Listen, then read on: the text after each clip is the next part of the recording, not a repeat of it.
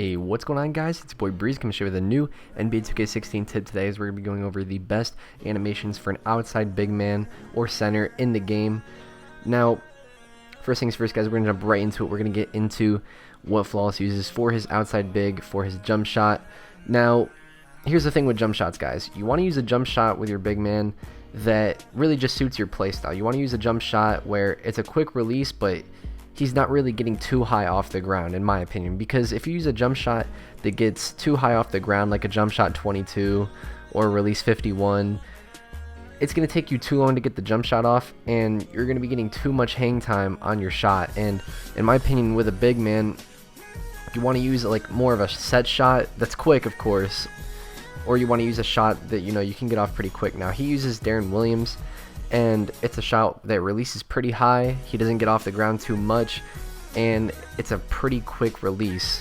Now, for free throw, again, this is whatever suits your play style. He uses 48, but there's plenty of other good free throws in the game, like Durant, Melo, Chris Paul, Rick Barry. So it's just free throws like that.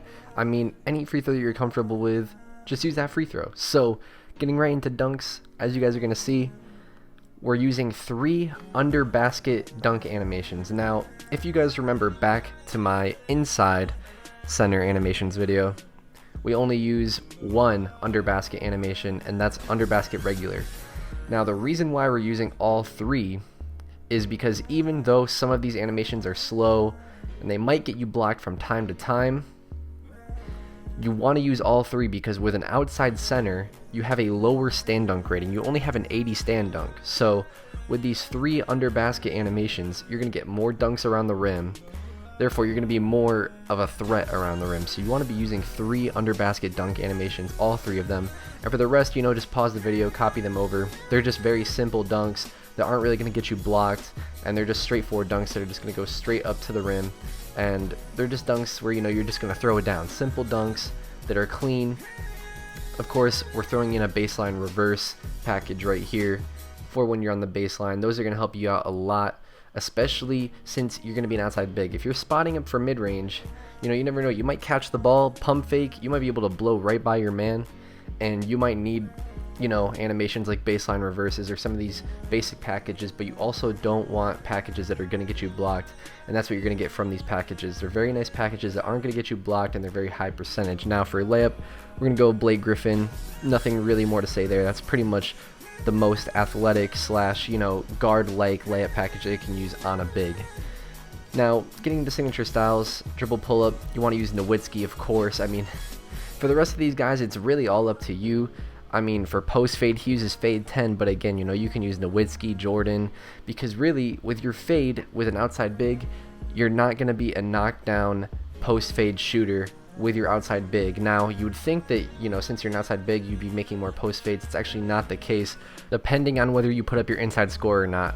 Obviously, if you guys went off our build, we put up a lot more playmaker than inside score. And your post fade is actually affected by how many bars you have in your inside score. So since we only have, I think, like 4 or 5 bars in our inside score, we're not going to be making post fades very consistently. So with that being said, getting into the dribble moves for your big, I mean, obviously, guys, these aren't very important because you're not really going to be doing many dribble moves with your big man. And if you are attempting to do dribble moves, you're probably going to lose the ball.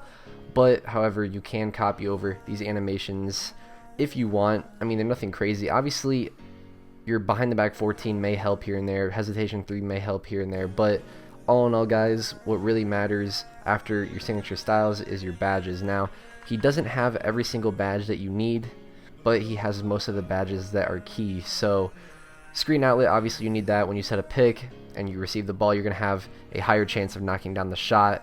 Corner specialist, obviously, since your 3 ball's only a 75, you're going to be making more 3s from the corner.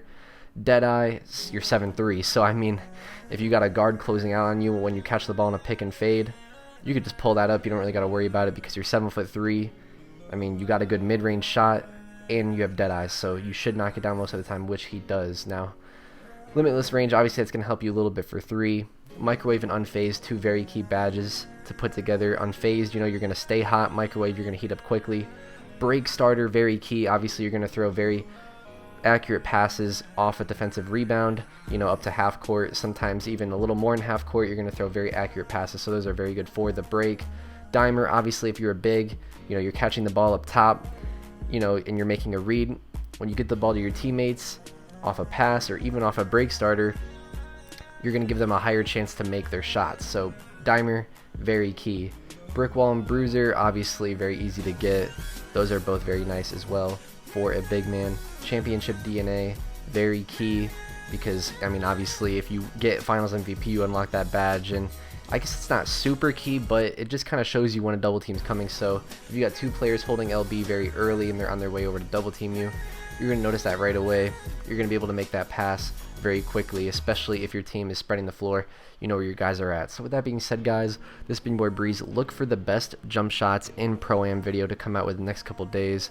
I'm stepping up the production game for you guys. I'm working on it, so be hype. Lots of videos coming very soon. I'm very excited to make these videos for you guys, and I hope you enjoy them. So if you did enjoy, please leave a like on the video. If you haven't already subscribed to the channel, I'll talk to you guys in the next video. Peace.